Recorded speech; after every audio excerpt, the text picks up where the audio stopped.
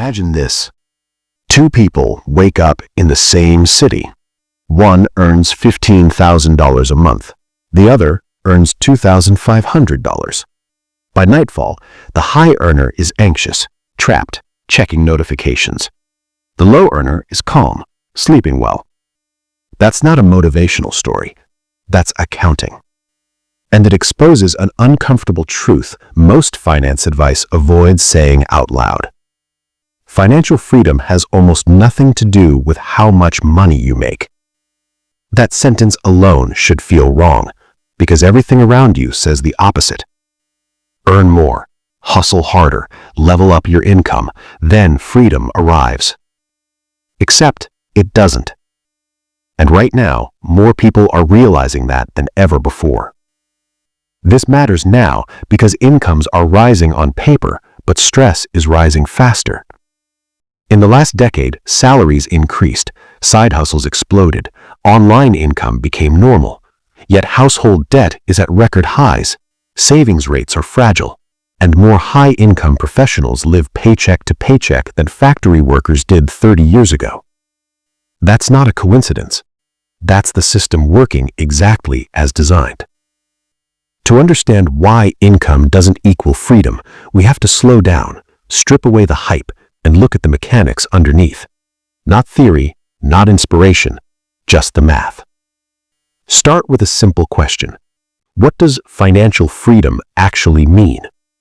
Not the Instagram version, not the passive income fantasy. In practical terms, freedom means this.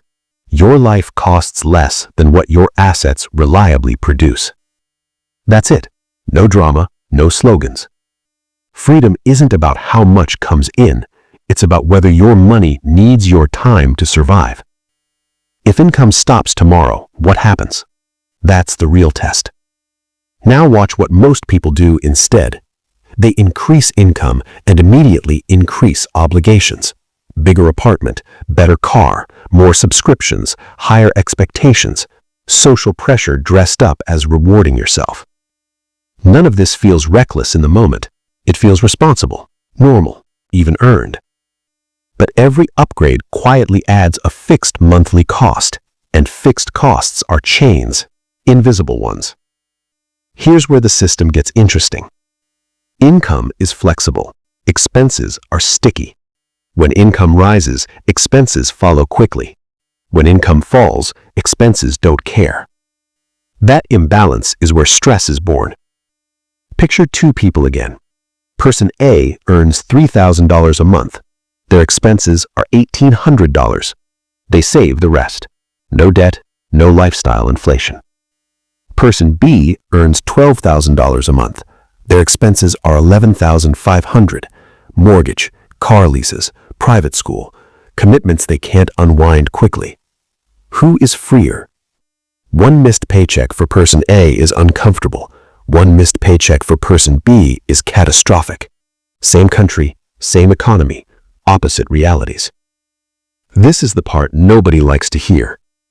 High income increases risk if structure doesn't change, because income trains behavior, and behavior creates dependency. Now let's go one layer deeper. This is where the uncomfortable math lives. Most people think wealth grows from income. It doesn't. Wealth grows from surplus. Surplus is what remains after life is paid for, not what's earned, what's left. You can earn a fortune and have no surplus. You can earn modestly and build one. History proves this over and over. Teachers retire millionaires. Athletes go broke.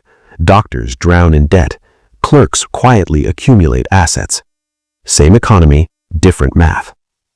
The mechanism is simple, almost boring. Money has only three jobs.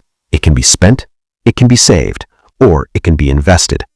If all income goes to spending, nothing compounds. If savings exist but are constantly raided, nothing stabilizes. If investments depend on continued labor income, nothing is free. Financial freedom only begins when money starts working without asking permission from your time, and that's where income becomes irrelevant. Because the system doesn't reward effort, it rewards position. Once your survival costs are covered by assets, income becomes optional. Before that, no amount of hustle changes the equation. Now comes the irony. The louder someone talks about income, the less freedom they usually have. Because people who are free don't need to maximize income, they need to preserve independence. That's why some of the calmest people you'll meet don't look impressive on paper, and some of the most stressed people have salaries that sound unreal. Freedom is quiet. Dependency is loud. Let's contrast hype with reality. Hype says, make 6 figures, build multiple income streams, never settle. Reality says, if your lifestyle scales with income, you've built a golden cage. Multiple income streams don't matter if they all depend on you. 6 figures don't matter if they disappear when you stop working. More money doesn't matter if more money is required to maintain your identity. This isn't anti-ambition, it's anti-illusion. The real lever isn't income growth, it's cost control paired with asset ownership. That sounds boring. It is boring. That's why it works. Freedom doesn't come from earning more, it comes from needing less from the system. Now zoom out. What happens when entire societies confuse income with freedom? You get economies built on consumption, debt-fueled lifestyles, fragile households, constant anxiety masked as success. People feel rich but live brittle, one shock away from collapse. That's why economic downturns don't hurt the poorest most, they hurt the overextended, the people who believed income was safety. And here's the final uncomfortable layer. If freedom came from income, inflation wouldn't matter, but it does.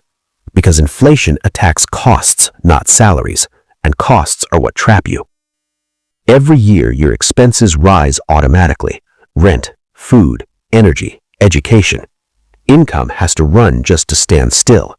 Assets don't. Assets adjust. They breathe with inflation.